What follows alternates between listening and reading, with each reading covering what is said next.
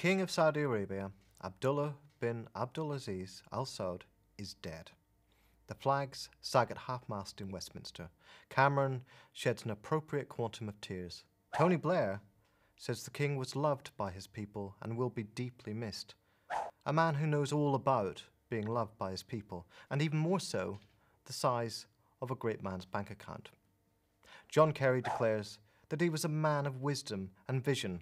President Obama delivers a sonorous eulogy to a man dedicated to the education of his people and to greater engagement with the wider world. The head of the IMF, Christine Lagarde, declares the late king a strong advocate of women. She presumably forgot to add, just like my predecessor, Dominique Strauss-Kahn. François Hollande and George W. Bush, still remembered for his hand-holding tryst through Crawford Ranch with Abdullah when he was a mere crown prince, have also paid their tributes. Yet they were not alone among mourners. The media had their handkerchiefs out as well. The New York Times mourned a shrewd force who reshaped Saudi Arabia, illustrating the tender obituary with a rare photograph of the king offering a crinkly-eyed smile. The paper paid tribute to his modesty, noting his refusal to be called Your Majesty and remarking that he discouraged commoners from kissing his hand.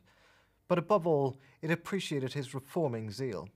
The BBC lauded a reformer who became a vocal advocate of peace. CNN's website also paid tribute to a cautious reformer. Fareed Zakaria of CNN was distraught over the passing of this extraordinary figure. He was probably the most progressive and liberal-minded king of Saudi Arabia since King Faisal in the 70s, Zakaria suggested. The Atlantic echoed the plaudits for the king's slow-moving reform. Even if he spoke out against democracy and squelched opposition, the magazine said, he did create a scholarship to send Saudis abroad to study. This was not the right-wing media here. This was the spontaneous, ingrained response of the mainstream centrist media to the death of the Saudi king. And few were even tasteless enough to mention that his successor suffers from dementia. Some on the right were driven mad by the crawling to the Saudi kingdom. Comic relief during the farcical half-mast tributes to King Abdullah was offered by former Tory MP Louise Mensch, who spent the day on Twitter saying fuck the Queen and Prime Minister for their fatuous sympathy. From the Labour benches, Paul Flynn MP said that all of this sycophancy was liable to bring infantile fawning over royalty into disrepute. Criticism of this grueling spectacle of deference to the despot has tended to focus on his repressive punishments and illiberal legislation. After all, as Salma Abdelaziz reported on CNN, this was the ruler of a state which executed 87 people last year, declared atheists to be terrorists, and in recent memory tried women in a special terror court for the offence of driving a vehicle. It is a state which only a few weeks ago sentenced a blogger who wrote some pieces critical of the government on his website to 1,000 lashes with a whip, to be suffered in quantities of 50 lashes each week. The regime's conservative courts typically gave harsh sentences like this for relatively minor offences. In 2008, an Egyptian doctor was sentenced to 1,500 lashes for prescribing medicine to a princess that led to her becoming addicted. Abdullah was also the ruler of a state which, Newsweek reported last year, beheaded more people and faster than ISIS. And if it really takes exception to its victims, it also crucifies their bodies. Now the Saudi government has worked hard to counter any notion that its beheadings are like those of ISIS. The difference, it says, is that the regime's beheadings are not arbitrary like those of ISIS, but based on the rule of law and the courts. Yet this is merely an admission that their brutality is not random, but is structural to their political system. Many of the Saudi king's apologists, when confronted about this, acknowledge that the Saudi regime is perhaps a touch autocratic, but assert nonetheless that it is a vital ally for security and peace.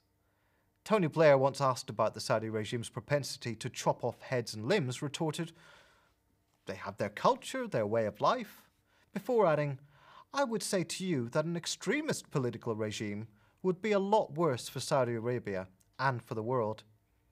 David Cameron, challenged about the decision to fly the flags at half-mast, defended it by saying that even if the regime was one with which he may not always agree, Saudi Arabia was an invaluable ally against terrorism, and he claimed that the dictatorship had in fact provided key evidence that stopped a deadly attack in 2010.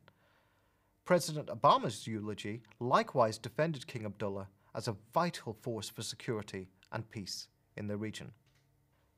But is the Saudi Arabian dictatorship really all about peace? It is true that of the tens of billions of dollars spent on arms each year, it was $67 billion last year, Saudi Arabia actually makes precious little use of the weapons it procures. Nonetheless, Saudi Arabia does have a unique role in exporting a version of armed jihadism that is the most reactionary in the world. There are 28 pages of the official 9/11 Commission report on the Twin Towers attacks, which are still classified because they incriminate the Saudi royal family. CNN reports that one of the perpetrators, who worked closely with Osama bin Laden, Zacarias Moussaoui, claims that senior royal figures were among the biggest donors to al-Qaeda. Today, even while the Saudi government supports US bombing raids against the Islamic State, it is cash from wealthy Saudi donors which finds its way into ISIS coffers. The resemblance with the Islamic State, says Senator Bob Graham, who co-chaired the 9/11 Commission inquiry, is not a coincidence. ISIS is a product of Saudi ideals, Saudi money, and Saudi organizational support. And as Murtaza Hussain points out in The Intercept, the regime's troops played a key role in suppressing the democratic rebellion against the Bahrain royal family, and one might add, in coordinating the response of the Gulf dictatorships to the Arab Spring. And Christopher Harper of the right-wing Washington Times points out that the Saudi regime is far more extreme in its repressiveness and its reactionary interpretation of Islam than its opponents, be they the Houthi minority in the country or the Islamic Republic of Iran. Harper's article claims that the US is under the thumb of the Saudi oligarchy, an old theme on the American right, and the basis for a small cottage industry of books and articles on the subject. Yet, what if the regime does not provide either peace or security could explain the extraordinary affection and indulgence extended to Saudi rulers by European and American leaders? Reforms? King Abdullah's reforms were extremely minor and cosmetic. His advocacy for women, which the IMF leader lauds, consists of measures such as allowing them to vote in meaningless municipal elections. As Slate reports, most elected posts are purely symbolic in Saudi Arabia. Cheap oil? King Abdullah engineered a global oil glut lately, thus reducing prices. Yet the US has not been dependent on Middle East oil for some time, a state of affairs actively sought by President Obama. Arms? The corrupt relationship between the Saudi ruling family, the arms manufacturers, and the British and American governments is legendary. The last UK government was extremely fortunate that the man it appointed Attorney General, Lord Goldsmith, ordered the Serious Fraud Office to back off an investigation into British Aerospace's deals with the Saudi elite. Indeed, while the CNN star journalist Fareed Zakaria celebrates King Faisal's progressive role, it was under his reign, from 1964 to 1975, that an expanded, modern, repressive security apparatus was developed, and the role of religion in social control and combating democratic opposition became what it is today. Saudi Arabia was also a pivotal player alongside Pakistani military intelligence in the American-led proxy war in Afghanistan after the Soviet invasion. The war was everything Saudi elites could have wanted, an anti-communist war, one in which it could claim to defend Muslims against imperialist aggression without inconveniencing its US and Israeli friends, and a safety valve releasing pressure on the regime by directing its discontents elsewhere. In return for Saudi assistance, the US showed its support for the monarchy by stationing its troops in the kingdom in 1990. Ostensibly, this was to protect the regime against a possible Iraqi invasion. The truth is that they ended up protecting the regime from the jihadi movement which it had created. Saudi Arabia was a loyal ally in the US occupation of Baghdad, in which American troops were able to decamp to Iraq, and subsequently proved its worth again by leading a regional coalition of states headed by the rich Gulf monarchies to crush the Arab Spring.